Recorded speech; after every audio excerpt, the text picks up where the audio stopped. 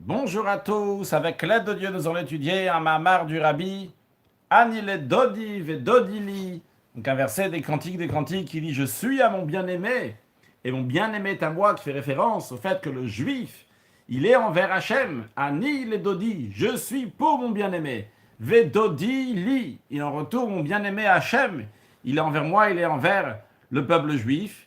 Ce verset-là, qui est dans les Cantiques des Cantiques, donc Shirachirim, qui a été dit donc par Shlomo HaMelech, par le roi Salomon, est lié particulièrement avec le mois de Elul, vu que le mois de Elul, Elul en hébreu s'écrit avec 4 lettres, Aleph, Lamed, Vav, Lamed, et ces 4 lettres-là sont les initiales de Ani, Ledodi, Vedodi, Li.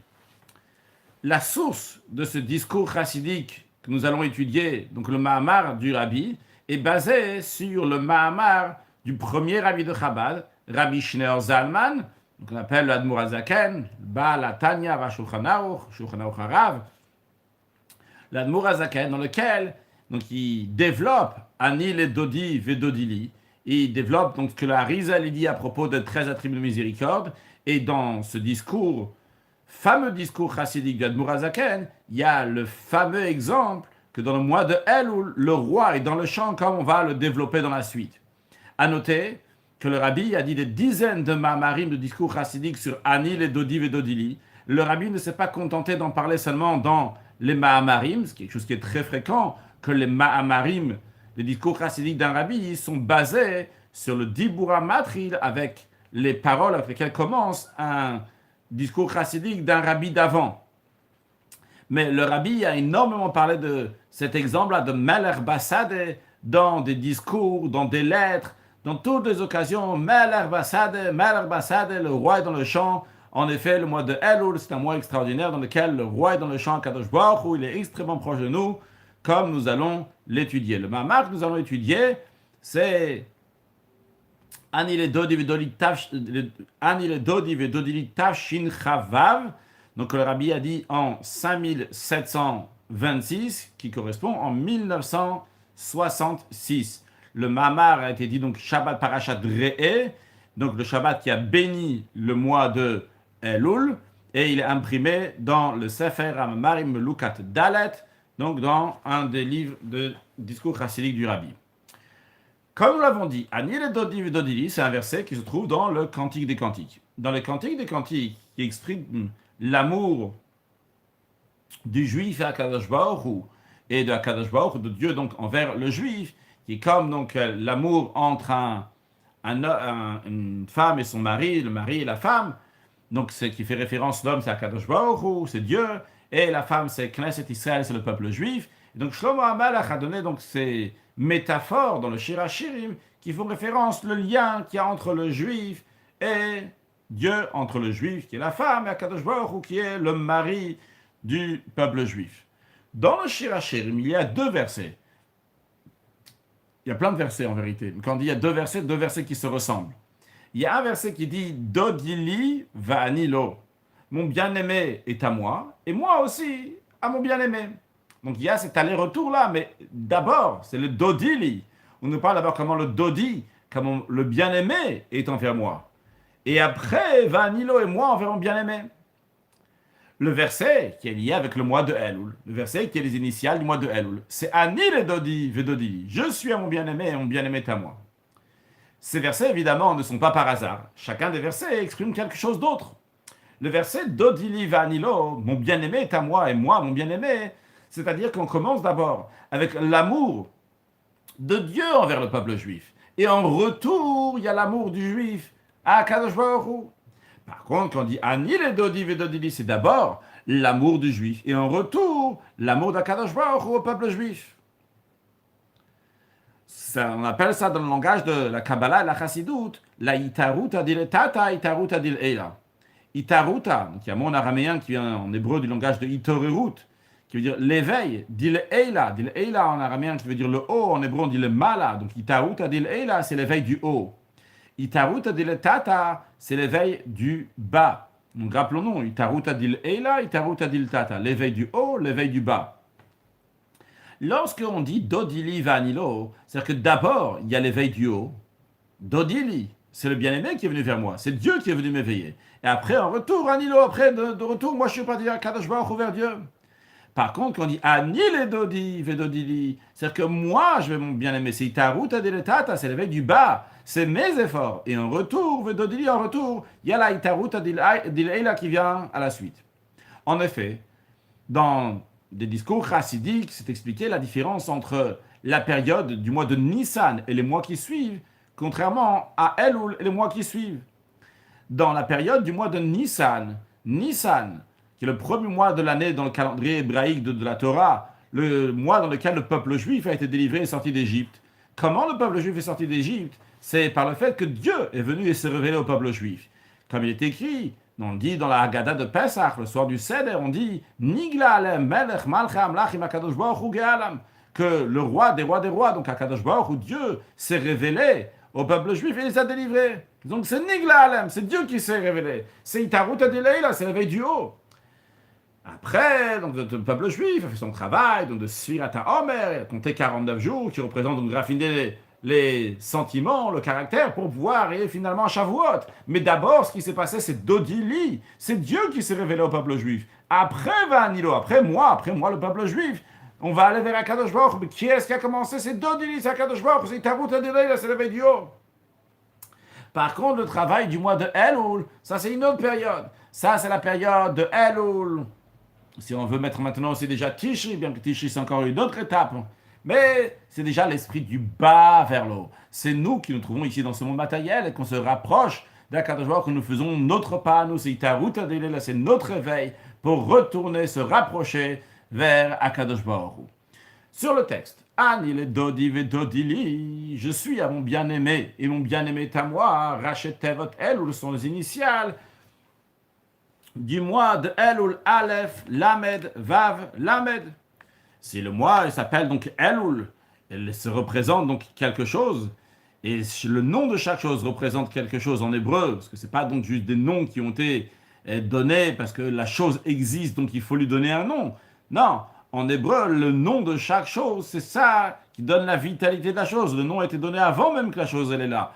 Donc la chose découle du nom. Le mois de Elul, eh bien, découle du fait que ça existe Elul spirituellement, que ce Elul c'est Anil et Dodiv et Dodili. Donc ce Anil et Dodiv et Dodili représentent le travail du mois de Elul. L'Ikouté Torah, c'est expliqué dans l'Ikouté Torah. Donc l'Ikouté Torah, c'est un livre dans lequel ont été recueillis les discours chassidiques du premier rabbi de Chabad, Rabbi Shneur Zalman. Dans le discours chassidique qui commence avec Anil et Dodiv et Dodili, c'est expliqué à Shaïchut de Elul, Anil et Dodiv et Dodili, le lien entre le mois de Elul avec Anil et Dodiv et Dodili. C'est pas juste Elul, Aleph Lamed Vav Lamed, Anil et Dodiv et Dodili. Il y a un rapport. Il y a un rapport dans le sens, pas juste technique ou juste des initiales. Quel est le rapport? Car le mois de Elul, c'est l'éveil du bas, c'est Anil et Dodi. Moi, vers mon bien-aimé, c'est le travail des Juifs vers Akadosh Baruch Hu. Donc ça, c'est la partie du mois de Elul. Puis après, au Rosh Hashanah et Yom Kippourim, lorsque ça arrive, le Rosh Hashanah, le jour de l'an, le jour du grand pardon, à ce moment-là, Yam Shachar Milmal Alemata. À ce moment-là, c'est le retour, c'est le flux qui vient du haut vers le bas, ce qu'on appelle dans la parenthèse de Rabbi Di, Tarut Adil Eila, l'éveil du haut vers Dodili, le retour. Donc, Ani le Dodi, moi vers mon bien-aimé, Tarut Adil Tata. C'est dans le mois de Elul. Après le retour, le Tarut Adil Eila, c'est entre Rosh Hashanah et Kippour, c'est le Vedodi Li. Maintenant, quel rapport avec le mois de Elul? On parle du mois de Elul. Comment vient ce flux divin à Rosh Hashanah et Kippour? C'est par l'éveil du bas qu'il y a dans le mois de Elul. Par cela, il va y avoir l'éveil du haut qui va se passer dans les 10 jours donc, de Rosh Hashanah à Yom Kippour. Le rabbi, ce qu'il dit ici, c'est-à-dire, c'est pas juste que il y a le dévoilement qui va se passer à Rosh Hashanah et Kippour, et pour le recevoir, tu te prépares dans le mois de Elul, tu fais ce que tu dois faire dans le mois de Elul, et après, en conséquence de ça, tu vas avoir un retour entre Rosh Hashanah et Yom Kippour. Ce que le Rabbi dit, c'est allié à travers ton travail du mois de Elul, c'est ce que tu es en train de faire. Je pas si on peut dire fabriquer, tu es en train de produire le dévoilement divin qui va se faire entre Rosh Hashanah et Yom Kippur. Parce que Rabbi dit, il va me charger sur Rosh Hashanah et Yom Kippur, mais il l'idée à Itarut Adil Tata de Elul. Donc c'est pas juste pour avoir une préparation pour ce qu'il va y avoir. Ton travail, c'est lui qui fait ce dévoilement divin. Non, après là, on pourrait demander la question. C'est comme si c'est Vedodili, c'est un retour qui est du haut vers le bas, qui est lié avec le Rosh Hashanah qui pour quel rapport avec Elul? Elul, c'est seulement Anil et Dodi. Itarut Adil Tata, l'éveil du bas, je suis mon bien-aimé. Alors qu'est-ce qu'on rajoute maintenant? Vedodili, on a dit c'est le retour. C'est ce qui vient entre Rosh Hashanah et Kippour. Alors pourquoi on le met dans le mois de Elul? Alors le Rabbi dit, chez Elul, ou Rachetev, Anil et Dodi, Vedodi. Ça que Elul, c'est les initiales de Anil et Dodi et aussi Vedodili. Chez Gam Vedodili, Nichla Berachetev Elul, que aussi Vedodili, c'est inclus dans les initiales du mois de Elul. A priori, c'est seulement la Itarut Adil Tata, l'éveil du bas, le Anil et Dodi, premier Vedodili aussi. La réponse elle est Kaitarut Adil Tata Shebe Elul. Car l'éveil du bas qui se passe en Elul, le Anil et Dodi, Igam Hagdam Alam Shach Vedodili Shebe Rosh Hashanah Yom Kippourim, c'est aussi une introduction pour le flux divin de Vedodili qui va voir aussi à Rosh Hashanah Kippour. Et comme le Rabbi dit dans la note 5, d'après cela, ça va être radouci, ça veut dire on va mieux comprendre. Ce n'est pas une vraie question, c'est vraiment une question, on comprend mieux. Ce qu'il est écrit dans le Mahamar du Admour Azaken, chez Bigdeshi, il y avait Vedodili, le Rosh Hashanah Yom Kippourim, que pour qu'il y ait le Vedodili, le retour, donc Itarut Adil Eila, l'éveil du haut, ce flux divin à Rosh Hashanah Kippour, c'est Trila Itarut Adil Tata Be'elul, il faut d'abord avoir l'éveil du bas dans le mois de Elul.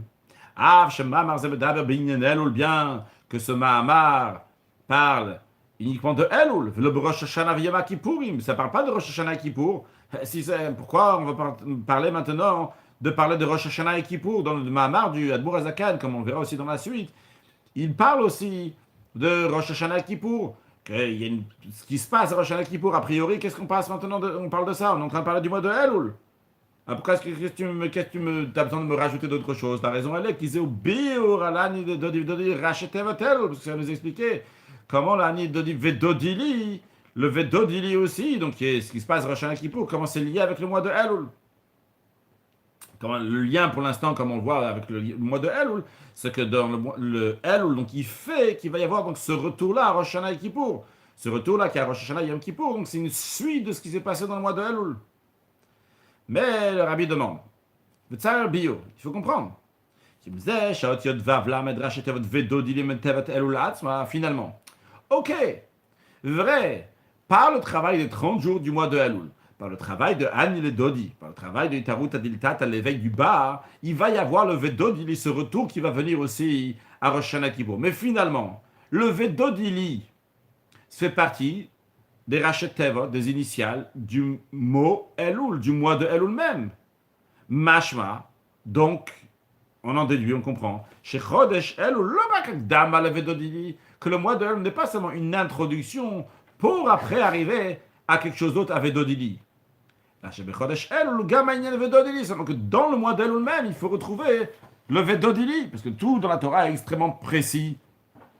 Et comme on a dit tout à l'heure, donc quand il y a un nom, et la Torah elle l'appelle cette chose-là avec un certain nom, en l'occurrence le mois de Elul, qui est lié avec Anil et Dodi Vedodili, ce n'est pas parce qu'il n'y avait pas le choix, il fallait donner un nom. C'est parce que le nom a amené cette situation. Pour expliquer un peu plus, si j'ai quelque chose donc, qui s'appelle un livre, parce que j'ai vu un livre, j'ai dit il faut l'appeler livre. Par contre, en hébreu, lorsqu'on dit Sefer, eh bien, c'est parce que la source, ce qui donne la vie à Sefer, c'est les lettres, Samer, Fe, Resh, qui donne la vitalité. Donc, c'est pas juste ce qu'on appelle un Shem Heskemi, c'est un Shem, c'est pas donc un nom on a donné, on se dit, tiens, il y a quelque chose, il faut lui donner un nom. C'est la source de la chose, ça c'est le nom de la chose. Donc, en l'occurrence, quand on parle du mois de Elul, la source du mois de Elul, c'est Aleph Lamed Vav Lamed, c'est Anil Dodi Vedodili. Donc si Vedodili fait partie du mois de Elul, dans le mois d'Elul même, il y a le Vedodili. Et il faut comprendre, il faut retrouver où est-ce qu'on retrouve le Vedodili aussi dans le mois d'Elul même. Non, c'est pas seulement que le mois d'Elul, c'est une introduction, et c'est ça qui va amener le Vedodili entre Rosh Hashanah et Kippour. Il faut trouver dans le mois d'Elul même, il y a le Vedodili. Ok, mettons ça de côté. Continuons, Seif Bet. Dans le discours chassidique du Admoraz Zaken Rabbi Shneur Zalman, il continue que dans le mois de Elul éclaire les 13 attributs de miséricorde. C'est basé donc sur les paroles de ce qui est dit au nom du Harizal, Rabbi Yitzhak Luria Zichrono Livracha, donc un grand kabbaliste qui a vécu à Tzfat il y a environ 450 ans, qui dit que pendant la période du mois de Elul éclaire les 13 attributs de miséricorde. Les 13 attributs de miséricorde ont été dits à Moshe Rabbeinu, donc suite à la faute du veau d'or que le peuple juif a fait. Dieu lui a dit comment les qualités dans le Kadosh Baruch Hu, comment prier à Kadosh Baruch Hu, Hashem, Kerachom, V'chalon Echapayim, V'chesed V'emet, Notre Chesed Alaf, Inosam, V'pesha V'chata V'nake. Donc comment à Kadosh Baruch Hu, il y a ces 13 attributs, donc ce sont des attributs de miséricorde, qui vont pardonner même sur toutes les fautes donc, qui sont possibles. Donc c'est une grande miséricorde à Kadosh Baruch Hu, que même quand quelqu'un il a fait donc, quelque chose, il a transgressé, quand même qu'Akadosh Baruch Hu va lui pardonner. Donc c'est les 13 attributs de miséricorde. En général, on sait que quand est-ce que se dévoile ce grand dévoilement, c'est le jour de Kippour. C'est d'ailleurs la raison pour laquelle aussi que le jour de Kippour, on dit plusieurs fois Hashem, Kel Rachom V'chamon, etc. Donc on dit les 13 attributs de miséricorde. Mais le Harizal nous dit que le moment où est clair, donc tous les 13 attributs de miséricorde, donc il ne parle pas seulement de Kippour, il parle tout le mois de Elul, il y a cette particularité, donc ces 13 attributs de miséricorde. Alors a priori, on pourrait se demander si dans le mois de Elul, il y a un si grand dévoilement divin qui se trouve, alors dans ces cas-là, comment on peut dire, nous on a expliqué jusqu'à présent que le mois de Elul c'est quoi? C'est Ani les Dodi, c'est mon travail, c'est moi qui fais des efforts. A priori, comment on peut dire que le mois de Elul c'est moi qui fais des efforts? Il y a un si grand dévoilement divin. Il y a 13 attributs de miséricorde, c'est énorme. Non, ça veut pardonner la faute du veau d'or, ça veut pardonner toutes les fautes. Comment on peut dire c'est Ani les Dodi, c'est mon travail à moi, c'est un grand dévoilement divin? Le rabbi explique, Gam, Shebelulu Ani les Dodi, bien que le mois de Elul, c'est moi qui va le bien aimer, c'est moi qui vais vers Akadosh Baruch Hu, c'est Itaru, t'as dit le tata, c'est l'éveil du bas, Mikol, mais comme de toute manière, Itaru, t'as dit le tata chez l'Adam, l'éveil du bas de l'homme, ou Bifat, tu auras chot melou du particulièrement lorsqu'il est loin de la divinité, comment peut venir cet éveil?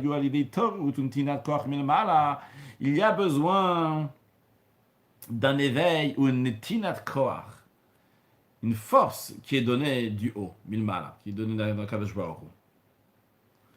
Donc, c'est-à-dire, quand on va voir dans la suite, le Rabbi va le dire de manière plus précise dans quelques lignes, qu'il y a deux choses. Il y a la itaruta dil eila, quand Hachem il éveille, mais il y a quand il y a une tinat koach milmala. On donne une force dans haut. Le fait qu'il y a les yud gimel midotarachamim, le fait que dans le mois de Elul se dévoilent les 13 attributs de miséricorde, ça donne une force pour pouvoir faire le travail de Ani les Dodi pour se rapprocher d'Akadosh Baruch Hu. Mais ce n'est pas un éveil. C'est juste qu'Akadosh Baruch Hu, il tend une perche. Il dit voilà, il y a 13 attributs de miséricorde. Ça va te faciliter le travail. La situation sera plus facile pour te faire Ani les Dodi, pour te rapprocher d'Akadosh Baruch Hu, en sachant, en même temps, c'est pas question de savoir. C'est le fait qu'il y a les Yud Gimel Midotarachim vont faire que le travail va être plus facile de Ani les Dodi. Mais c'est quand même il y a besoin que moi-même je fasse le travail, comme on va l'expliquer dans la suite, surtout dans le Seif Gimel qu'on va faire dans quelques instants. Le dévoilement, c'est 13 attributs de miséricorde dans le mois de Elul, ce dévoilement, il est à chaque juif. On peut lire aussi le Chol Echad Ve'achat Me'Yisrael, donc à chacun et chacune du peuple juif. Gam la rechokim biyoter. Mais l'idée, c'est que c'est à tout le monde, sans exception. Même celui qui est le plus loin, à lui aussi, où on est tinat koach milmala, il y a le dévoilement de cette attribut de miséricorde, qui est la force qui lui est donnée d'en haut d'Akadosh Baruch Hu à la voda d'Ani le Dodi pour le travail de Ani le Dodi, que je vais aller vers mon bien-aimé. Ça, c'est d'ailleurs ces 13 attributs de miséricorde. 13 attributs de miséricorde, ils ne sont pas seulement pour des grands tzadikim, pour des pieux. Les miséricordes sont là même pour quelqu'un qui a besoin d'un pardon, qui a fait des choses graves. Non seulement que Dieu va lui pardonner après, donc que la personne a demandé pardon, mais c'est le dévoilement d'Akadosh Baruch ou à quelqu'un même qui est encore loin, qu'il a besoin de miséricorde. Il est loin d'Akadosh Baruch, il a encore plus de miséricorde de celui qui est proche. Donc tout le monde a besoin de ces 13 attributs de miséricorde. Donc ça, c'est ce qu'il dévoile dans le mois de Elul. Ce qui ne fait que renforcer a priori une question qu'on pourrait se demander, mais si vraiment c'est si grand et si puissant, il y a 13 attributs de miséricorde, dans ces cas-là, comment c'est encore annulé Dodi? Alors le Rabbi souligne, on a dit avant une tinat koar, alors le Rabbi souligne la shagilou shebe Elul, le dévoilement qui est dans Elul, ou beika, il est essentiellement rak le tinat koar. C'est uniquement, on donne la force, on tend une perche, on facilite le travail. Velo shagilou me'orer et adam. Et non pas qu'il y a un dévoilement qui éveille la personne. Et donc, Voda, le travail en lui-même, Voda, Hatsa, le travail lui-même, Bah, mais Adam vient de l'être humain, Anil et Dodi. Je suis un bien-aimé. Donc, il y a des fois qu'il y a Kadosh Baruch Hu fait un dévoilement divin qui influence sur l'homme, que l'homme automatiquement, lui, va devenir une boule de feu pour se rapprocher d'Akadosh Baruch Hu. Mais ça veut dire qu'Akadosh Baruch Hu, c'est lui qui l'a éveillé. Ici, on parle, c'est pas Dieu qui a éveillé. Dieu, il a donné une possibilité. Dieu, il donne une facilité à la personne de se rapprocher d'Akadosh Baruch Hu. Donc, il a donné une tinaka. C'est vrai qu'il y a un dévoilement, il est clair, on ne discute pas sur ça, il y a un dévoilement. C'est le mois de El où les 13 attributs miséricordes qui se dévoilent, mais ce dévoilement-là, il est de quelle manière? Il est d'une telle manière qui donne la force à la personne. Mais non pas qui fait le travail de la personne. Le travail en lui-même, c'est qui? C'est Anil et Dodi, c'est l'être humain, c'est la personne. Le bas, nous qui sommes ici-bas, qu'on va se rapprocher d'Akadosh Baruch Hu. Maintenant, à première vue, on pourrait dire, non. Dans ce cas-là, le mot de El, c'est pas si aïe que ça, c'est bon, c'est juste. C'est Akadosh Baruch Hu, il nous donne la force, et donc c'est notre travail à nous finalement. Si c'est notre travail à nous, c'est que notre travail à nous, c'est pas grand-chose. Le Rabbi va nous dire, pas du tout, ça c'est une qualité du mois de Elul. Il y a une supériorité lorsque ça vient par le travail du bas. C'est connu, c'est expliqué longuement dans plein d'endroits de Chassidut, surtout dans les sikhot du Rabbi, la différence lorsque les choses viennent du haut, ou bien que les choses viennent du bas. Vrai, lorsque les choses viennent du haut, c'est très très haut, c'est extraordinaire, c'est haut, ça vient d'un niveau qui est très très haut. Mais est-ce que c'est toi? Est-ce que c'est l'être humain? Ou bien c'est le haut, c'est quelque chose d'autre? Ça peut être très très haut. Et ça peut être un dévoilement que tu vis toi personnellement. Mais la seule raison pourquoi tu es en train de le vivre, c'est parce qu'il y a quelque chose d'autre. Quelque chose du haut qui t'a influencé. Et justement, ça c'est la qualité. Quand c'est le travail du bas, vrai, c'est pas si haut que ça. Mais c'est toi, c'est l'être humain. C'est le bas, le monde, le matériel qui se rapproche d'Akadosh Baruch Hu de manière qu'on a intégré la divinité, quel que soit le niveau, même si c'est pas si haut que ça. Mais il y a une qualité ici. On l'a acquis. C'est à nous. C'est notre travail. Est-ce que le Rabbi nous dit c'est ça la supériorité qu'il y a dans le mois de Elul par rapport aux 10 jours de pénitence, de Rosh Hashanah et Kippour. Dans les 10 jours de pénitence, ou Bifad, de Rosh Hashanah Yom Kippur, parce que dans ces 10 jours-là même, lorsqu'il s'agit de Rosh Hashanah, les 2 premiers jours de 10 mois de pénitence, 10 jours de pénitence, et Yom Kippur, et le jour de Kippour, le 10e jour de ces 10 jours de pénitence. Ces jours-là, il y a un dévoilement divin. Ce dévoilement divin est de telle manière qu'il éveille la personne. La personne est secouée. Il y a un dévoilement divin. Tu ne peux pas rester indifférent. On t'a secoué, on t'a éveillé. Et donc, dans ces 10 jours de pénitence, particulièrement Rosh Hashanah Kippour, le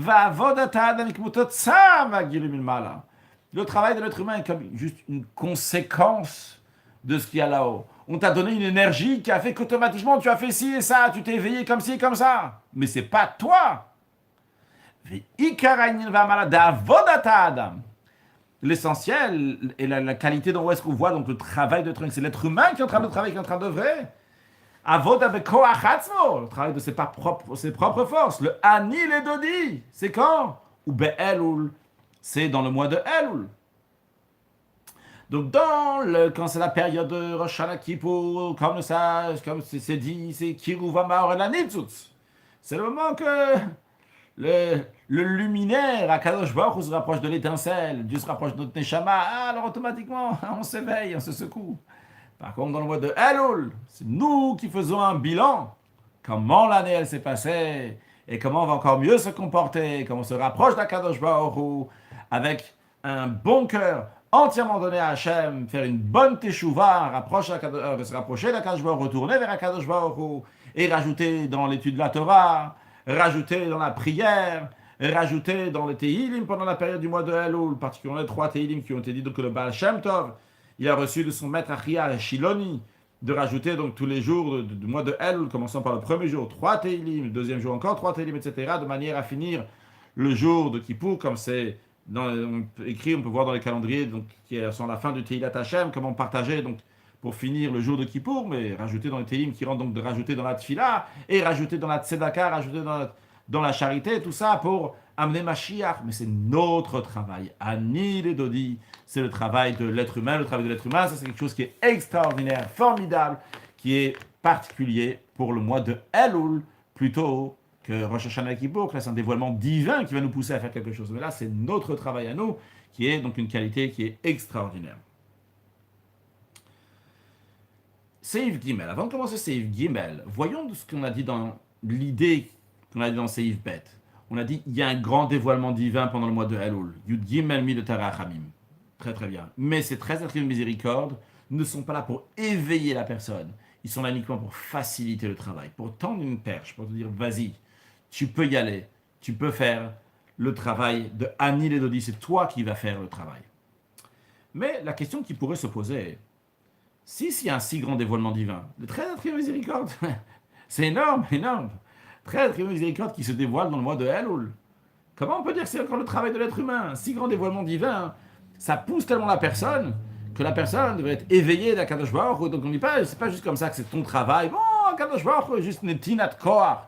Après, c'est pas juste une etinat kor, après, c'est pas juste faciliter le travail. A priori, ça serait même une itorut qu'Akadosh Baruch Hu l'éveille.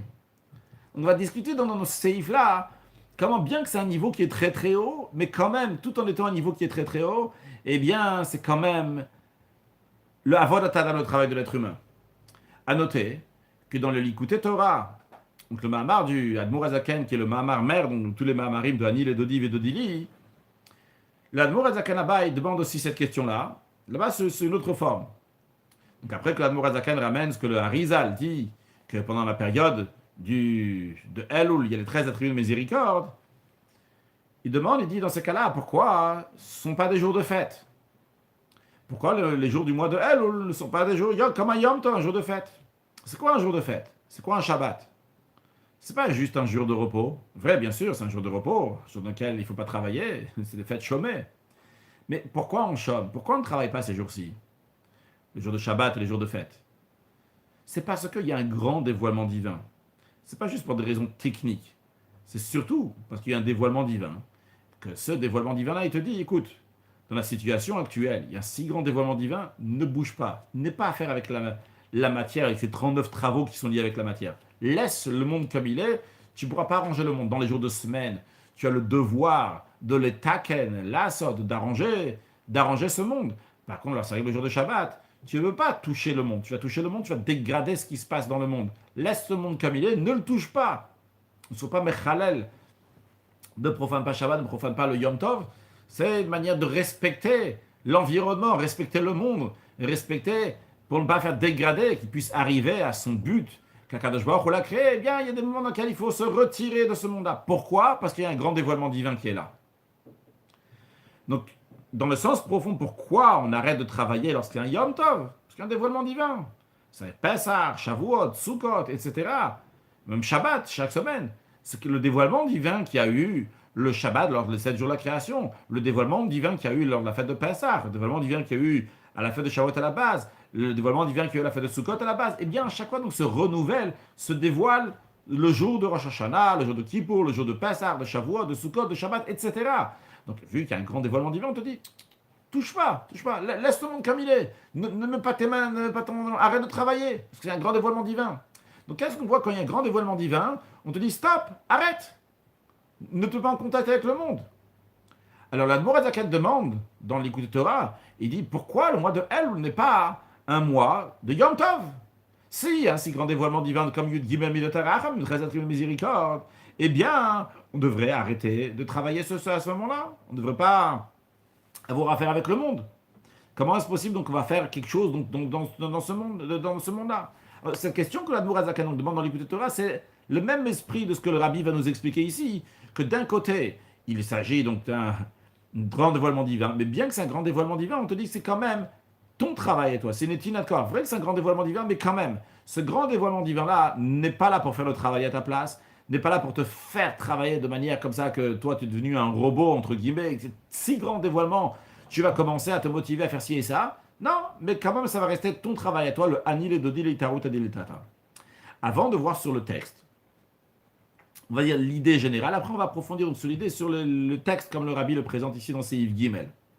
L'idée, comme la Borazaka le présente dans l'Écoute Torah, il donne un exemple d'un roi qui est dans le champ. Le roi, sa place en général, c'est dans le palais. Dans le palais, avec son trône royal, avec donc un palais qui est royal, avec des soldats qui sont royaux, avec des vêtements qui sont royaux, tout qui est royal. Et c'est tellement royal qu'évidemment, n'importe qui va voir le roi lorsqu'il est dans le palais, tout de suite, il va avoir une grande crainte de voir le roi. Le fait de voir le roi dans le palais et avoir cette crainte, la personne n'a pas besoin de travailler ou d'œuvrer ou de faire quelque chose de lui-même pour craindre le roi. Lorsque tu vois le roi dans le palais, direct, tout de suite, la crainte, elle tombe sur toi. Et là, le Borazakan expliquera qu'en effet, lorsque le roi est dans le palais, ça c'est plutôt un exemple pour dans des moments où il y a un grand dévoilement divin. Ce dévoilement divin-là, il est horaire, il éveille la personne.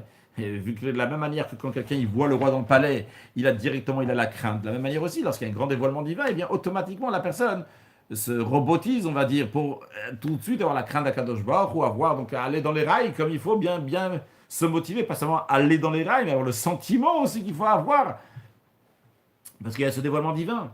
Donc ça, c'est quand il y a un grand dévoilement divin. Mais lorsque le Morazaken donne l'exemple, donc l'exemple connu, c'est le Melech Bassad, et lorsque le roi il est dans le champ. Lorsque le roi il est dans le champ, l'idée c'est quoi? C'est que le roi s'est présenté à toi. Toi, tu es dans le champ. On va dire, on va rajouter sur l'exemple du Morazaken, dans l'idée, pour expliquer, tu peux avoir des vêtements de paysan, et habillé comme un paysan. Quelqu'un donc, qui est loin du roi, du niveau du roi, du niveau des gens qui entourent le roi. Mais quelle que soit ta situation, le roi, il vient dans le champ. Le fait que le roi, il est dans le champ, eh bien, le roi, il est proche de toi. Mais, attention, bien que le roi, il est proche de toi, vu que le roi, il est dans le champ, mais comment le roi, il est dans le champ? Le roi, il est beaucoup plus simple lorsqu'il est dans le champ. Quand il est beaucoup plus simple, c'est-à-dire qu'il n'a pas les vêtements royaux, le palais royal qui l'entoure, tout ce qui amène et qui éveille la crainte. Le roi n'a pas des vêtements royaux non plus. Donc, dans ces cas-là, le roi ne va pas éveiller la crainte du roi. Le roi est là, par contre, mais il n'éveille pas la crainte. Ce qui peut expliquer comment le mois de Elul, il y a les 13 attributs de miséricorde, mais tout en ayant les 13 attributs de miséricorde dans le mois de Elul, mais c'est le même roi que Kippour, c'est les mêmes 13 attributs de miséricorde que Kippour, mais c'est la manière comment ils sont présentés qui sont différentes. Lorsque le roi il est dans le palais, c'est le même roi qui est dans le champ. Seulement quoi? Il avait des vêtements royaux. Et tout ce qui est royal, qui fait en conséquence de ça, qui va mettre une grande crainte. Par contre, lorsque le roi il est dans le champ, eh bien, il est dans le champ. C'est lui qui est dans le champ. Il est dévoilé, il se trouve ici dans le champ.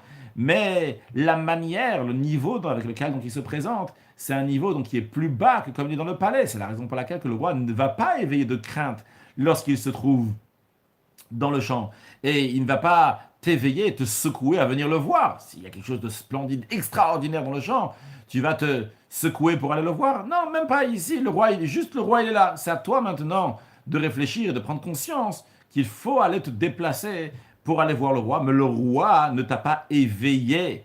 Ce qui explique donc pourquoi le mois de Elul n'est pas un mois dans lequel c'est tous des jours de fête, dans lequel on ne doit pas travailler. Donc c'est pas un mois chômé, c'est un mois dans lequel on peut avoir à faire les choses ordinaires dans le monde, parce que bien qu'il y a le dévoilement des 13 attributs de miséricorde, mais la manière comment ils sont présentés, c'est comme un roi qui est dans le champ, non pas avec la splendeur des 13 attributs de miséricorde, qui sont le jour de Kippour, qui est comme le roi, qui est dans le palais lorsque c'est les 13 attributs de miséricorde le jour de Kippour. Et en ce qui concerne donc le Mahamar du Adbour Azaken, en ce qui concerne dans notre Mahamar, ce que le Rabbi va expliquer, vrai, il y a ici un travail. Vrai, ici, il y a un dévoilement de 13 attributs de miséricorde, mais ce dévoilement-là n'est pas de manière qui va t'éveiller. Ce dévoilement-là, il est là juste une tinat koar, il te donne la force. Le roi, il est dans le champ. Le fait d'être conscient que le roi, il est dans le champ, ça va donner la force. Dire, tiens, le roi, il est dans le champ, c'est une occasion, c'est sûr. Comment je vais rester chez moi à la maison? Comment je vais rester dans mon champ? Comment je vais rester à regarder la matière, à regarder le sol, à regarder le parterre, à regarder le bas, alors que je peux m'élever, aller voir donc la grandeur aller voir le roi qui se trouve ici. Je vais aller voir le roi, mais c'est à toi de te secouer, sachant que le roi il est plus proche de toi, il est dans le champ. Tu vas te secouer pour y aller, mais c'est ton travail, c'est le Ani le Dodisi Tarota Diletata. C'est ce que nous allons voir avec plus de précision sur le texte. Seif Gimel. Pour expliquer les deux sujets que nous avons dit, que nous avons dit en ce qui concerne le dévoilement des 13 attributs de miséricorde qui est dans Elul, c'est-à-dire que d'un côté, le premier point qu'on a dit, c'est que le dévoilement de Elul, il est pour chacun, sans exception, même ceux qui sont le plus loin, le dévoilement, il arrive aussi. Et d'un autre côté, un deuxième point qu'on a dit, que quand même, ce dévoilement, il n'éveille pas la personne, mais seulement il donne la force. A priori, c'est un paradoxe. Le dévoilement, il est pour tout le monde, mais il ne t'éveille pas. Pour expliquer cela, il continue à expliquer dans le Mahamar donc du Admour Azaken, que le dévoilement de 13 attributs de miséricorde dans le modèle, il est comme le roi dans le champ. Alors j'aimerais traduire en français donc directement donc, le texte comme il est dans l'Écoute Torah. Là-bas il dit comme ça. L'exemple d'un roi qu'avant qu'il va rentrer en ville, les gens de la ville sortent à sa rencontre et ils reçoivent son visage, ils l'accueillent dans le champ. Et à ce moment-là, l'expression en hébreu c'est Rashain, donc ils ont le droit, tout celui qui veut, de sortir et d'accueillir le roi. En ce qui concerne le roi, de son côté, lui, il accueille tout le monde, Besever panim yafot, avec un beau visage, ou mare panim sochakot lekulam, et il montre un visage souriant à tout le monde. Puis, lorsque le roi, après, va en ville, les gens vont derrière le roi, vont avec le roi. Après, lorsque le roi va dans son palais, on peut rentrer uniquement avec la permission. Et même ça, qu'est-ce qu'est la permission? Uniquement Amoufrarim Shebam Vichid Esgoula. Ceux qui ont été choisis du peuple, des élites Yichid Esgoula, des gens particuliers. Et là, le Borezakan dit, il en est de même aussi. Donc c'est un exemple, ça, pour le mois de Elul, qu'on sort pour accueillir Or Panavid Barech, la lumière donc, de son visage d'Akadosh, de Dieu qui soit béni, Bassadé, on va le recevoir dans le champ. Donc ça, c'est le texte exact donc des mots du Admour Azaken. Le rabbi va expliquer que dans cet exemple-là, qu'on nous venons de voir, il y a ces deux sujets-là du mois de Elul. Que d'un côté, il y a le dévoilement qui est pour tout le monde. Et d'un autre côté, comment ce dévoilement-là, il est seulement une tina de koach, il est là seulement pour donner la force, mais non pas qu'il éveille la personne. Comment le rabbi présente ça? Parmi les différences qu'il y a lorsque le roi il est dans le champ, lorsque le roi il est dans son palais, c'est les deux sujets.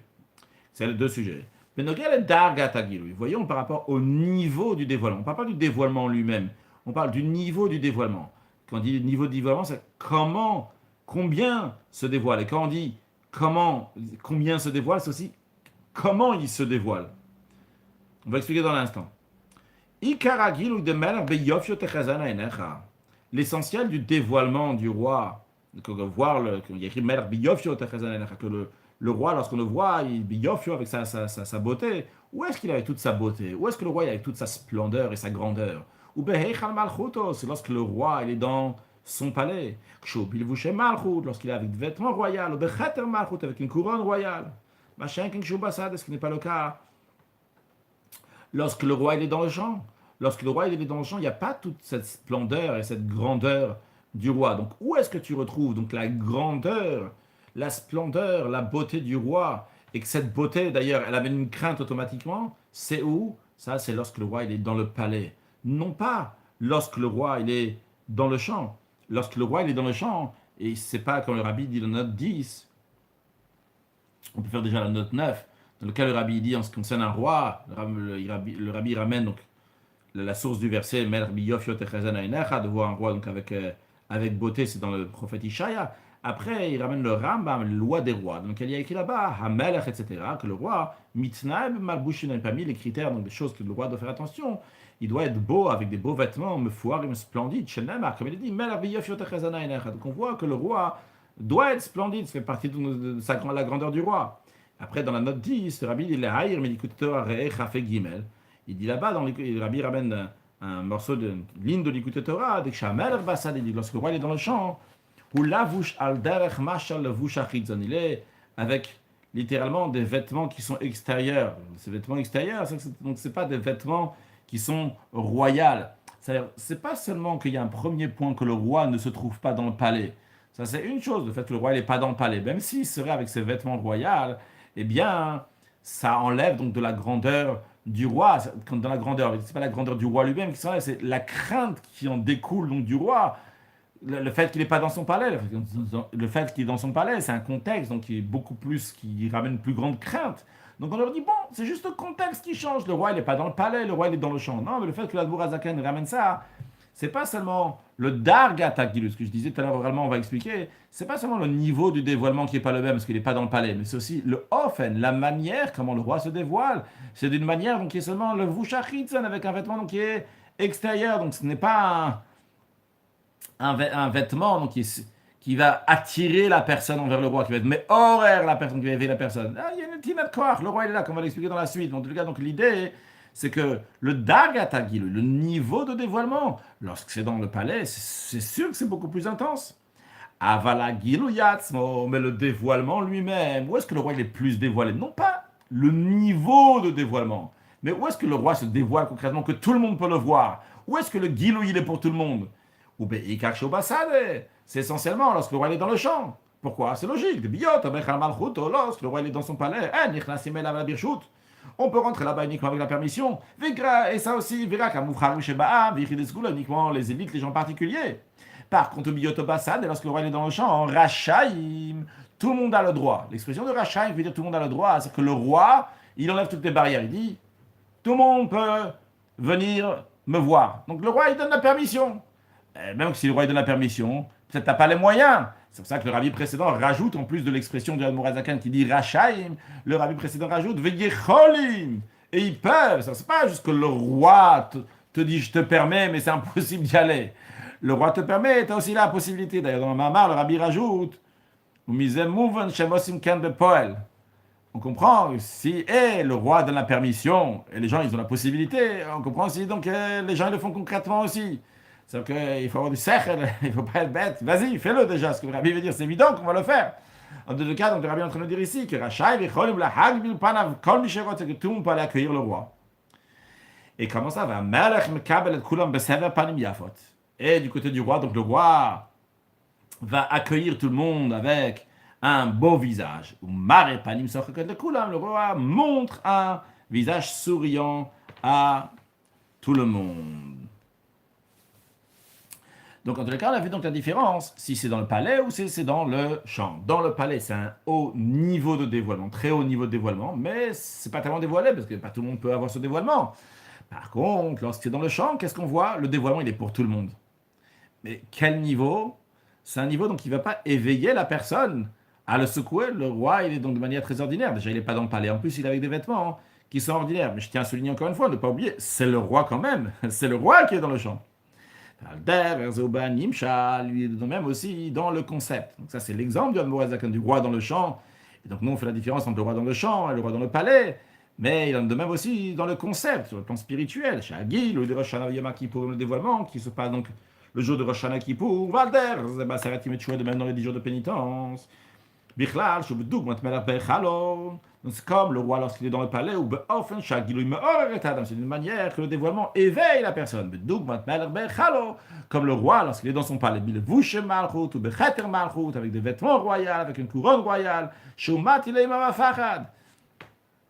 il impose la peur et la crainte. Donc ça, c'est lorsque le roi est dans le palais, c'est le moment de Rosh Hashanah Kippour, qu'il y a un grand dévoilement divin qui impose une crainte. Et pour le fait que la personne il va ressentir donc le gilouï, le dévoilement de Rosh Hashanah Kippour. Ou be'ikar, c'est essentiellement. Ou le c'est essentiellement donc pas après le travail du mois de Elul. Que par cela, par le travail du mois de Elul. Quand il a travaillé avec le roi qui était dans le champ, le juif, il a travaillé avec lui, il a travaillé avec le roi, il est en contact avec lui. Et bien par cela, il fait partie maintenant des gens qui sont exceptionnels, donc du peuple, et des élites, On est choisis du peuple, qui peuvent rentrer dans le palais du roi. Donc ça, c'est Rosh Hashanah et Kippour, un grand dévoilement divin qui impose une crainte, qui vient de lui-même, la crainte vient automatiquement. Par contre, la Gilouï de Elul, le dévoilement de Elul, Shedugmat Malach Basal, comme le roi dans le champ. Ou Be'ofen Shah Gilouï Eino Meroret Adam. C'est de manière que le dévoilement n'éveille pas la personne. Le roi qui n'est Tinat Koch Lavoda, juste il tend la perche, il donne la force pour le travail. Avalan Tinat Koch Lavoda Shalid Gilouï Zeh.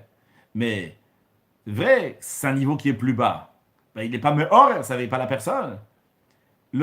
Mais bien que c'est un niveau qui est plus bas, mais le dévoilement il est pour tout le monde. La force qui est donnée par ce dévoilement-là, il est à tout le monde. Comme le roi dans le champ, tout le monde il est accessible à tout le monde. Lorsque le roi est dans telle situation, le roi n'impose pas de crainte lorsqu'il est, il est juste dans le champ. Il est avec des vêtements ordinaires.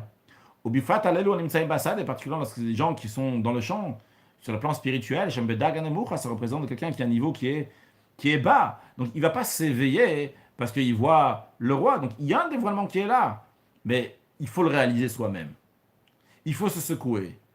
Mais c'est mon travail. C'est moi qui va me secouer. C'est moi qui va aller avancer. C'est moi qui vais faire le pas vers le roi. Le roi, il est juste là. Il est dans le champ. Pourquoi rester comme ça? Mais c'est à moi de réfléchir. C'est à moi de réaliser. Donc, les deux points sont: quel est le niveau de dévoilement? Est-ce que le dévoilement, il est à tout le monde?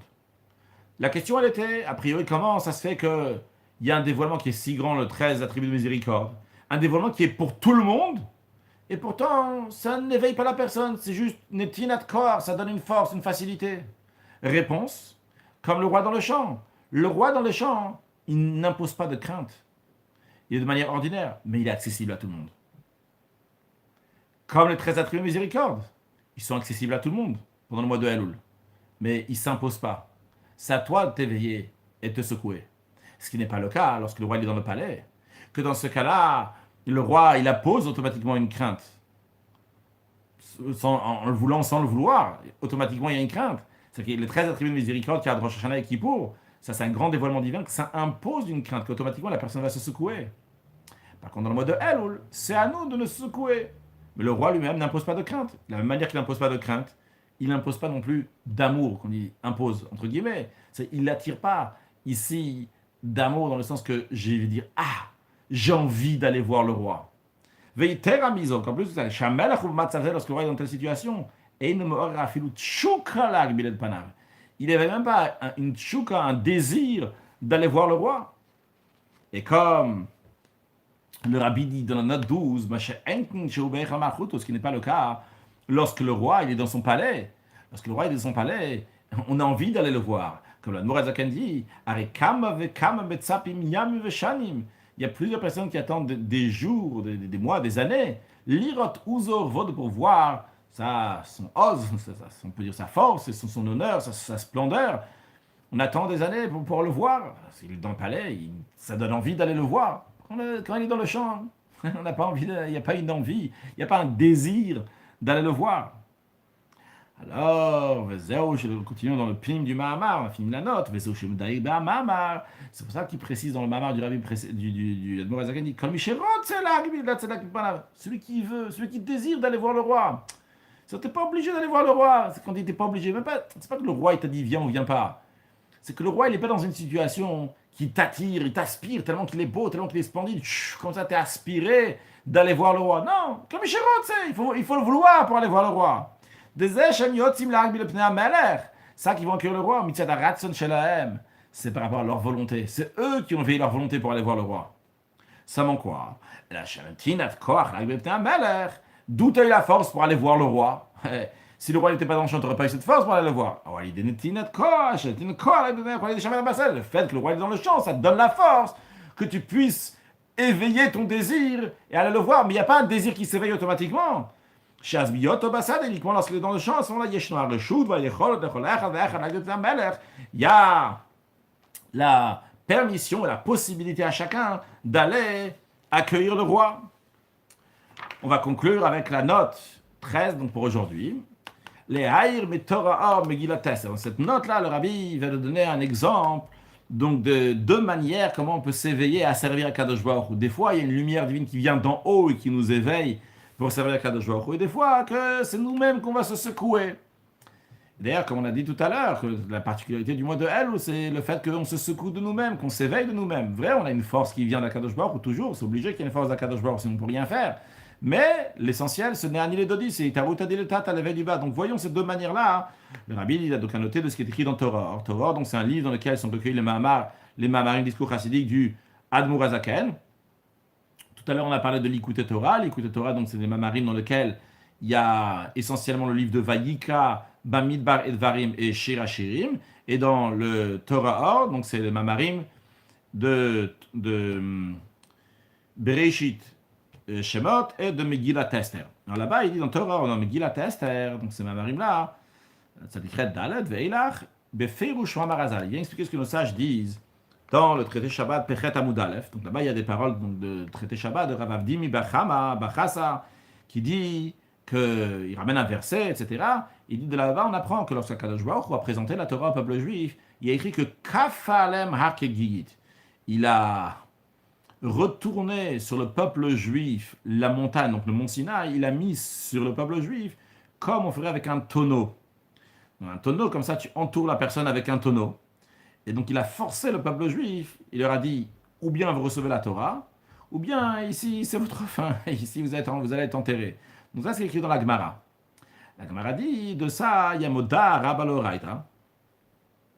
De ça, on peut avoir donc une Moda Rabba, une manière donc de, je ne sais pas, c'est pas la traduction exacte, donc une justification, une Moda en tous les cas de dire que si à Kadosh Baruch on dit ah pourquoi vous n'avez pas fait Torah Mitzvot, les Juifs pourront dire écoute on a reçu Torah Mitzvot parce qu'on a été forcés, on n'a pas eu le choix, Dieu nous a mis la montagne, il nous a forcés. Donc ça c'est ce qui est écrit, c'est le sens simple de la Gemara. Dans la suite de la Gemara là-bas il y a écrit que Rava a dit vrai, c'est vrai ce que Rabbi Ravdim Bachama Bachasa dit, mais à l'époque du roi Achashverosh, les Juifs à nouveau ont repris la Torah et à ce moment-là donc ils l'ont pris d'eux-mêmes.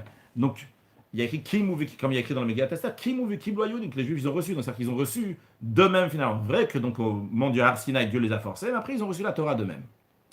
Donc ça c'est la Gemara en elle-même. La Admur Hazaken, donc dans le Torah, il dit que la différence entre le mont Sinaï et Purim, c'est la différence, est-ce que c'est quelque chose qui est venu du haut ou bien quelque chose qui est venu du bas. Au mont Sinaï, c'est un dévoilement d'Akadosh Baruch qui est venu du haut. Dans la Chassidut, c'est expliqué que le Har, cette montagne qu'Akadosh Baruch Hu leur a mis qui est guide comme un tonneau, ça représente un grand amour qu'Akadosh Baruch Hu a dévoilé envers le peuple juif. Lorsque quelqu'un te dévoile beaucoup d'amour et après te demande quelque chose, tu es incapable de dire non. Il a tellement été gentil avec toi, tu es obligé de dire oui. Akadosh Baruch Hu a dévoilé un si grand amour envers le peuple juif, qui est guide comme un tonneau, il les a entourés d'amour, totalement le peuple juif. C'est ça l'image du tonneau et de la montagne. Donc, qui les a complètement entourés d'amour, eh bien, le peuple juif était obligé de dire on va recevoir la Torah. C'est-à-dire, en autre mot, ce qui s'est passé, qu'est-ce que ça veut dire? C'est qu'Akadosh Baruch Hu s'est dévoilé il a dévoilé l'amour, il a éveillé le juif. Mais cet éveil qu'il y a eu chez le juif est venu d'Akadosh Baruch Hu, est venu de Dieu. Par contre, après à l'époque de Purim, ça c'était le travail du peuple juif. À l'époque de Purim, il y avait la reine Esther. Les sages disent Esther, ça vient du langage de Aster, Astir, qui avait un grand voile sur la divinité, il y avait un voile d'Akadosh Baruch Hu. On ne voyait pas Akadosh Baruch Hu. Le fait que les Juifs se sont éveillés, que les Juifs ont tenu Bimsirut Nefesh, se donner totalement à Akadosh Baruch Hu, ça c'était un dévoilement non pas du haut, mais c'était un travail du bas, c'était le travail du peuple juif. Et donc ça c'est le travail de Taruta Diletata, l'éveil du bas. Alors il en est de même aussi dans l'idée d'entre les 10 jours de pénitence et le mois de Elul, le 10 jours de pénitence, c'est vrai qu'il y a un grand dévoilement divin. Mais ce grand dévoilement divin, c'est quelque chose qui vient du haut, c'est quelque chose qui s'impose du haut. Par contre, en ce qui concerne donc, le travail du bas, c'est le mois de Elul qui correspond donc à l'idée de travail de Purim sur le texte de la note 13. Vu qu'ils ont, vrai, les Juifs ont dit, na, c'est venu, bien sûr, on va faire tout ce que Kadosh Baruch Hu nous demande avant même de comprendre, avant même d'entendre. C'est sûr et certain qu'on va faire ce que Kadosh Baruch Hu va faire. Mais pourquoi ils ont fait ça, Mitzada Gilui Milmala? C'est venu du dévoilement d'en haut. Volom Mitzada Atzmam. C'est pas venu par leur propre travail à eux-mêmes.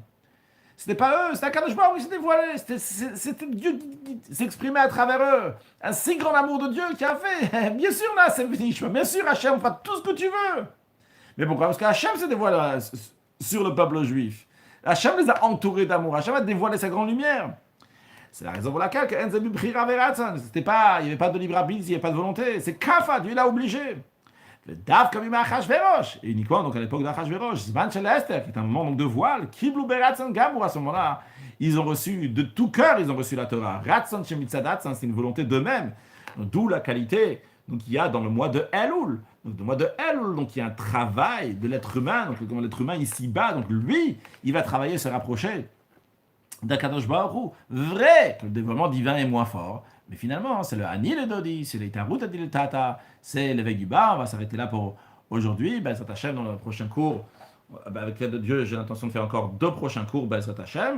On fera sûrement c'est Ibdal et peut-être Vav. On verra si Vav, on mettra avec Zayin Chet, ou en tous les cas, donc encore 2 cours Ben, ça t'achève sur ce Mahamar. On espère qu'on finira avant Rosh Hashanah.